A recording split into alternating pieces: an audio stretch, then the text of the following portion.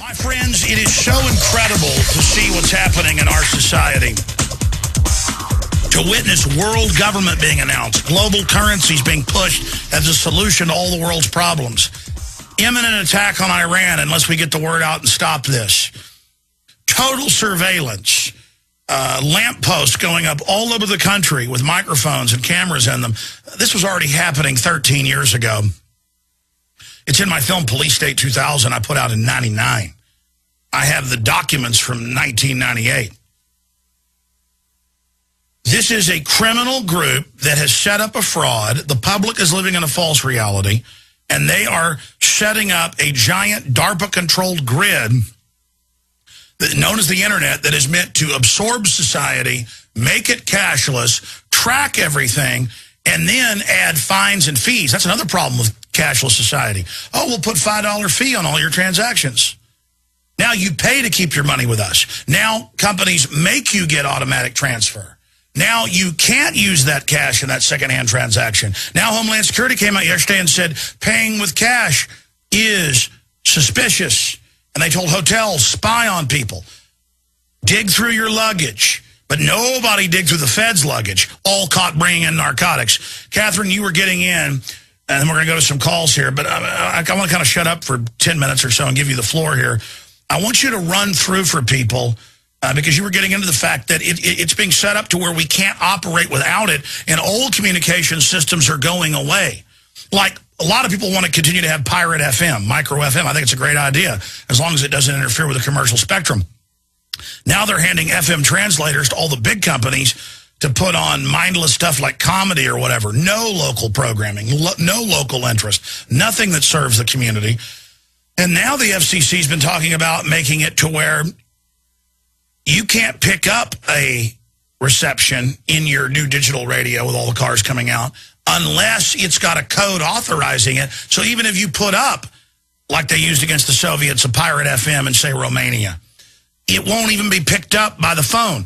Just like they can blacklist Infowars.com or alternative media. People need to realize we're entering a time where you're not just going to be able to tune into all this. People need to appreciate it. They need to understand how important it is. They need to tell everybody now about Infowars.com, about the 27-hour transmission and the free video streams that are up there right now to create a viral spread of this information.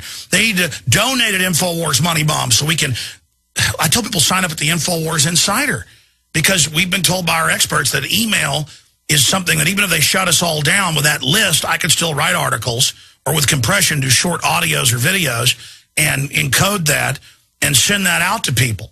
So we need people to sign up there for that free newsletter. I mean, we really are mounting an assault against the globalists who've created this artificial habitat for us that they're now phasing us into. So, Catherine, you've got the floor. I want you to break down what you were getting into, the threats you see, other facets, other areas, the whole futurist system, what's driving this, what the master plan is. Then we'll go to calls. Well, and that's what I want to get into is some of the solutions. You're talking about, sending out encrypted email, getting people onto InfoWars. These are all things that people should be doing. And, I'll send anybody who will ask me, hey, where do I get the information? I'll say, Infowars.com. I've got my websites up. There's a lot of places out there where people can go. You do an extraordinary job of being a clearinghouse for a lot of that. But let me also tell you, in terms of encryption, and when we start talking solutions, what drives me crazy is when people on our team, people who ought to know better, are sending those emails through Gmail, for example, or signing up for Google voicemail, for example, because Google is reading all those emails. And if they're using Google as their search engine, and I've told your listeners many times before, startpage.com is the company that I recommend as an alternative to Google. Because Google is reading all of the searches that you do. So if you go in there and you search for global control grid, or you search for offshore tax havens, or you search for smart meter opposition, whatever it is you're putting in there, the fact that you typed it in, Google is using, and they are creating these incredibly detailed profiles. We know that one of the founders of Google said he wants the company to become like the mind of God. And you look at that and you say, okay, so they're scanning in all the world's books. They have become the primary means of communication in this country today, believe it or not, because that's where you go if you want to figure out, ask your question. Hey, give me a recipe for cinnamon toast, or tell me what's the latest on the power outage, or whatever it might be. People log on to Google unthinkingly. So there are some tools out there that people can use. One of them is SSL encryption. And the reason this is important, and I'm going to take a minute, and I usually don't like to get too technical on people, so I'll explain this. SSL stands for Secure Socket Layer Encryption. And what it does is it takes your communication through the Internet, which normally goes out wide open. It's like a postcard versus a sealed envelope with, a bunch of layers of duct tape on it. That's the difference. When you send an email or you log on to a website, you are essentially sending a postcard to your Internet service provider. That's your Charter, your AT&T, your Verizon, whoever's giving you your net connection is monitoring where you go. They're monitoring what you send. They have the capability of reading your email.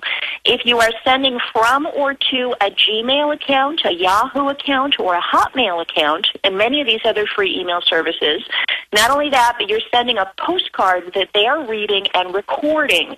So they take all the words out of your email, they put that into your giant profile, and the only way you can protect yourself against that level of observation is through SSL encryption.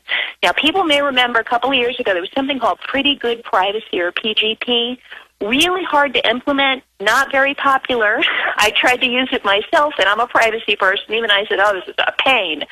So the whole PGP privacy thing, StartPage is working on an email program that will be totally private, totally encrypted, and will incorporate PGP. It's going to be called Start Mail.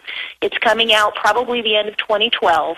But in the meantime, StartPage, and if people don't know what that is, Alex, you know, it's the private search engine that people need to be using instead of Google, because they don't record all of the stuff you do. They don't record your IP address. They don't record your searches. They don't know your identity. They don't use tracking cookies.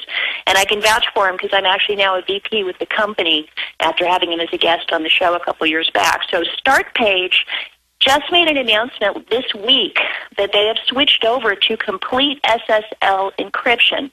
And now what that means is that when you log on to StartPage and you make a search, so let's say you look up offshore tax havens, or you look up InfoWars, or, you know, the latest story that we've got out there.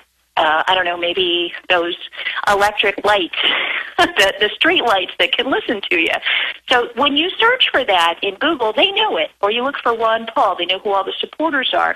But if you go to StartPage and you search for that, what is new is now not only does StartPage not record you at startpage.com, but your ISP can't see what you're doing with StartPage. So your ISP no longer can record your searches. Now, the thing that has people a little confused, though, is if you click on a link. So let's say you go on. It's just like Google, by the way. And, in fact, StartPage now returns 100% Google results totally privately. So we go to Google, we grab Google's results, we strip everything away from them, and then we reserve them to you. So when you go there, if you click on a link, now you're leaving the SSL encryption. You lose that encrypted protection unless you do one thing, and we're the only search engine that offers this. Click the word proxy. There's actually a little link under your search results for the outside third-party website. It'll say View Through Ixquick Proxy. Now, if you click that, so let's say you want to go to a government website. You know, I tried to go to just the National Weather Service website, and I have a whole bunch of things on my computer that alert me when they're doing stuff. And I had something saying, they're running a script on this page. They're loading cookies into my browser. I was like, get me out of here. So I went to startpage.com. I punched in National Weather Service. And you were able to get there. Go ahead and finish up. Well, what they do is StartPage gets the National Weather Service, loads it for me, and the National Weather Service never sees me, can't put a cookie on my browser, can't run a script, doesn't even know that I was there, and my ISP doesn't know I went to the National Weather Service because everything is now encrypted. So it's pretty much the most private way you can surf the Internet, and I'm great. It certainly is. Now, going back here, though, we all know that authoritarian regimes go through your mail, and people would get mad if the post office was going through their mail. which they now do. But if it's digital mail, oh, we're just going to have an AI computer read that, scan that, put it in your algorithm. And these companies are all on record doing this. And then you learn they have a partnership with the government because you, when you sign up the terms, don't understand you're waiving your rights. Now that's given to the government. And now we see the big mega corporations basically trying to get government to just fully sign government power over to them. It is completely predatory. I want to go to some phone calls, but Katherine, I know you've been tracking this. Is it even kind of still amazing you to actually see it happening, where there's all these calls now to start censoring the alternative media? I mean, I see that as a real coming of age for the alternative media, becoming the true dominant media. But it's also scary, the perfect storm of government, major corporations, and media that are all on the hot seat, getting together now, spinning the end of the internet as we know it, as members of Congress that have read this bill have said. The internet is the biggest threat that they have ever faced, because for the first time in all of history, in the history of humanity, millions of people can communicate with one another instantaneously, and the government hates that. Now, they're more than happy if you want to communicate and say, oh, how much you really love their, President Obama's latest bill, but if you're going to get on there and talk about how much you know what's really going on, then they got to put an end to that. So they are coming up with, whether it's terrorism or shutting down on financial crimes, they're going to come up with a reason, they're going to have an excuse, and they're going to find ways, first of all, to monitor. This is what I was saying at the beginning of the show. You monitor first, and then you start clamping down. And that is why, again, I'm just going to repeat it. People need to find ways to use the internet and get out of the monitoring. Anybody writing, I'm to the point where I almost won't even answer a Gmail. If you write to me from a Gmail account, I don't want to write you back, because I know that everything I say to you, I may as well be saying into a megaphone. Well, let me expand on that. Let me expand on that. We have people that sign up for our emails, but if they're with Gmail or others, Gmail will complain and call our mail spam. So, I mean, they're just total Nazis. They're out of control. And I agree, we should try to do alternative systems and develop those systems outside of Big Brother's purview. But we should politically and legally try to challenge the entire unconstitutional action on its face as well.